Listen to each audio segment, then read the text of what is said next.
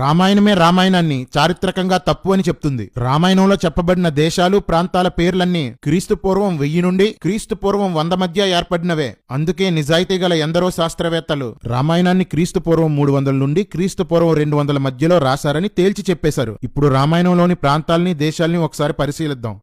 కాశీ లేక వారణాసి ప్రస్తుతం ఉత్తరప్రదేశ్ లో ఉన్న ఈ పట్టణం క్రీస్తు పూర్వం 1200లో ఏర్పడింది. మగధ ప్రస్తుతం బీహార్ లో ఉన్న ఈ రాజ్యం క్రీస్తు పూర్వం 700 తర్వాత ఏర్పడింది. అంగదేశం ప్రస్తుతం బీహార్ లో ఉన్న ఈ రాజ్యం క్రీస్తు పూర్వం 1200లో ఏర్పడింది. కోసల ఉత్తరప్రదేశ్ లో భాగంగా ఉన్న ఈ ప్రాంతం క్రీస్తు పూర్వం 1500లో ఏర్పడింది. బాహ్లిక దేశం ప్రస్తుతం పాకిస్తాన్, ఆఫ్ఘనిస్తాన్లలో ఉన్న ఈ ప్రాంతం క్రీస్తు పూర్వం 1500లో ఏర్పడింది. అవంతిని ఇది ప్రస్తుతం మధ్యప్రదేశ్ లో ఉజ్జయిని ప్రాంతం. ఇది క్రీస్తు పూర్వం 600లో ఏర్పడింది. కేరళ క్రీస్తు పూర్వం 300లో చేరులు తమిళనాడు చుట్టుపక్కల ప్రాంతాల్ని పాలించారు. వారి పేరును బట్టి తమ రాజ్యానికి కేరళ అని పేరు వచ్చింది. పాండ్య క్రీస్తు పూర్వం 500కి చెందిన గంగపాండ్య అనే వ్యక్తి వంశానికి చెందిన శివతుంగన తమిళనాడులో క్రీస్తు పూర్వం 300లో పాండ్య రాజ్యాన్ని స్థాపించాడు. చోళులు క్రీస్తు పూర్వం 300లో కూనాలన రాజు తమ వంశ పేరును బట్టి తమిళనాడులో చోళ రాజ్యాన్ని స్థాపిస్తే తర్వాతి కాలంలో రాజేంద్ర చోళుడు, రాజరాజ చోళుడు దీన్ని గొప్ప సామ్రాజ్యంగా చేశారు. ఆంధ్ర క్రీస్తు పూర్వం 300లో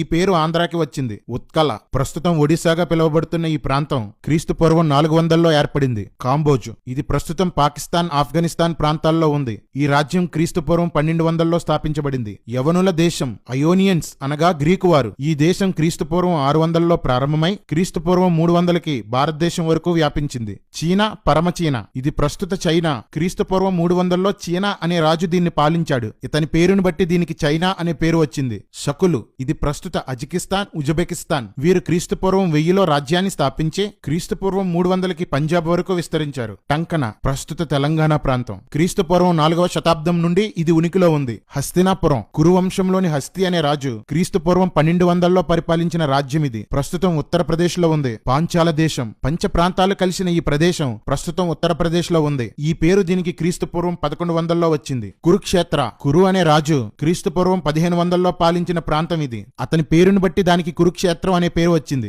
భారతంలో యుద్ధం ఇక్కడే జరిగిందని చెప్తారు. అంటే ఈ ప్రదేశాలు, పట్టణాలు మన దేశంలో ఉన్న సమయంలో అనగా క్రీస్తు పూర్వం 300 నుండి క్రీస్తు పూర్వం 100కి మధ్యలో వాల్మీకి రామాయణాన్ని రాశాడు. ఈ లోపు ఈ కర్రి పోరంబోకొచ్చి రామాయణం ఎప్పుడో జరిగింది, రాసింది మాత్రం క్రీస్తు పూర్వం 300లో అంటాడు. ఒరేయ్ బుర్రలేని కర్రి, ఈ పట్టణాలన్నీ రాముని కాలంలోనే ఉన్నట్లు రాసుకున్నారా? పైగా ఎప్పుడో జరిగిన రామాయణాన్ని వాల్మీకి రాయలేదు. వాల్మీకి కూడా రామాయణంలో ఒక పాత్ర. రాముని పిల్లలు వాల్మీకి దగ్గర పెరిగినట్లు వాల్మీకి రాసుకున్నాడు. కాబట్టి మూసుకొని కూర్చోరా కర్రెదవా.